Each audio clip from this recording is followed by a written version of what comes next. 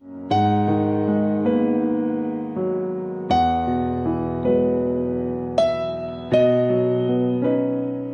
día 15 del mes de Kisliu, del año 145, levantó el rey sobre el altar de los holocaustos la abominación de la desolación.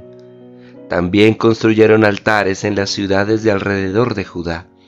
A las puertas de las casas y en las plazas quemaban incienso, rompían y echaban al fuego los libros de la ley que podían hallar. Al que encontraban con un ejemplar de la alianza en su poder, o bien descubrían que observaba los preceptos de la ley, la decisión del rey le condenaba a muerte. Actuaban violentamente contra los israelitas que sorprendían un mes y otro en las ciudades. El día 25 de cada mes ofrecían sacrificios en el ara que se alzaba sobre el altar de los holocaustos. A las mujeres que hacían circuncidar a sus hijos las llevaban a la muerte conforme al edicto, con sus criaturas colgadas al cuello. La misma suerte corrían sus familiares y los que habían efectuado la circuncisión. Muchos en Israel se mantuvieron firmes y se resistieron a comer cosas impuras. Prefirieron morir antes que contaminarse con aquella comida y profanar la alianza santa, y murieron. Inmensa fue la cólera que descargó sobre Israel. Del libro primero de los Macabeos, capítulo 1, versículos del 54 al 64. El fragmento que hemos leído en el día de hoy, hermanos, nos hace eco a lo que la palabra de Dios nos venía contando ya en el fragmento de ayer. Las diferentes campañas progriegas, podríamos decirlo así, y antijudías, que instauraban por obligación el estilo de vida y la religiosidad griegas en Tierra Santa. Hoy la palabra de Dios nos ha traído un fragmento determinante en la historia de Israel. Y estamos hablando de lo que sería diciembre del año 167 a.C., bajo el término de la abominación de la desolación, que el profeta Daniel, cuando estaba por allá preso y cautivo en Babilonia en tiempos de Nabucodonosor, ya había profetizado. ¿Pero qué es esto de la abominación de la desolación?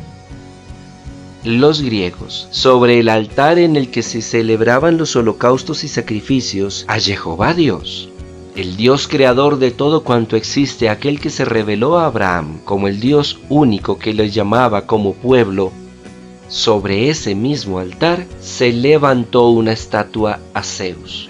Se sustituyó la adoración de Jehová por la adoración del dios Zeus, dios griego, o Júpiter, como después lo llamarían los romanos.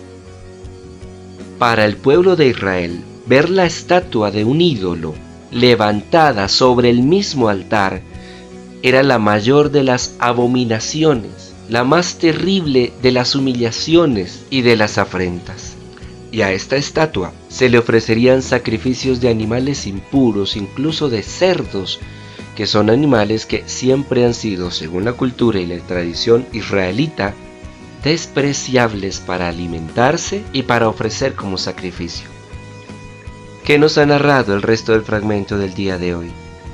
Cómo se extiende y se impone a la fuerza, a precio de muerte, la religiosidad, tanto en el templo en honor al dios Zeus, como la religiosidad doméstica en honor a los diferentes dioses griegos. Y cómo muchos prefieren la muerte con tal de no adorar aquello que no es Dios, con tal de permanecer fieles a sus principios religiosos, fundantes y profundos. La palabra de Dios nos sigue haciendo a nosotros énfasis en lo mismo. ¿Qué tan dispuestos hemos estado nosotros a luchar contra el mundo y su manera de pensar, contra las ideologías que se nos imponen como moda, aunque tengamos que enfrentar una batalla terrible a término personal? ¿Qué tan dispuestos estamos a preferir una constante y terrible batalla espiritual con tal de ser fieles a nuestros principios y no una, entre comillas, paz y dicha existencial a precio de aceptar los estilos de vida y los antivalores que el mundo nos propone como algo normal. La lucha es a cada instante y en cada momento de nuestras vidas. Y podrá sonar para algunos a fanatismo, pero el verdadero discípulo de Cristo está constante y permanentemente en batalla espiritual, buscando la fidelidad a Dios. La lucha contra todo aquello que en la carne brota para hacernos vivir según la carne, como nos decía ya el apóstol Pablo. Pero ¿qué tal si nosotros miramos más allá y le pedimos a Dios que nos conceda una mirada espiritual? ¿Qué tal que nosotros descubriésemos que el altar que hemos levantado en nuestra casa a Dios, ya lo sustituimos? Y que allí no está levantado un altar a Dios, sino al chisme, la crítica y la murmuración, al hablar constantemente del otro, a esa constante quejadera que nada nos gusta y nada nos sirve y no hacemos nada nunca porque no somos capaces de disciplinarnos, a esa falta de esperanza y de desespero. ¿Qué tal que el altar que nosotros tengamos levantado en nuestra casa sea un altar a los vicios, a la infidelidad, a la mentira y el engaño? ¿Qué tal que el altar que nosotros tengamos levantado en nuestra casa y en nuestros corazones sea al odio, al resentimiento y al rencor, a los deseos de venganza, al orgullo, la vanagloria y la envidia contra el otro, al robo y la deshonestidad? ¿Qué tal que nosotros mismos hayamos sido quienes hayamos impuesto en nuestros hogares y en nuestros corazones una adoración diferente a la que de verdad deberíamos tener? ¿Hasta dónde realmente, si nos preguntásemos nosotros en este momento, estamos en batalla? ¿O por el contrario, será que hace mucho tiempo nos dimos por vencidos y nos rendimos a esos enemigos?